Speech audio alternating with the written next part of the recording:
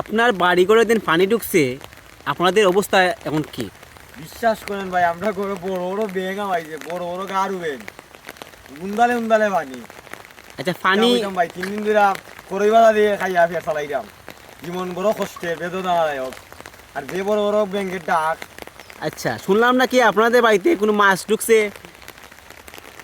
মাছ মাছ বড় বড় মাছ ভাই, রুই মাছ, চিংড়া, ইসা, লইট্টা, এরপরে গুতুম, বাইং, কাঁকড়ো মাঝে মাঝে ভাই দিয়ে চিন্তা মারে। খাওয়া দাওয়ার অবস্থা কেমন হইতেছে? চা করই বাধা খাইলাম ভাই 3 দিন ধরে, মানে চাউল বাজিয়েছে, এটা আমি সিলিন্ডি ভাষায় করই বাধা কই। ও তা মাছগুলো কিতা করতেছেন? মাছ কিছু কিছু ধরছি, তো এটা উঠি দিয়ে আইলেন আমার কি আর কিছু তো করার নাই, বিরাম চালানো তার আইদা খাইমু আর কি দাওয়ার মু। আচ্ছা আচ্ছা পানির ব্যবস্থা কিতা? পানি কইতে খাইতেছেন? ভাই ইটা পানি যে খারাপ পানি শরীর লাগলে আলে কাজ জানি করে কাজ যার কি আর সাদের কাজ জানি যেন লাগে অনেক কাজ যায়।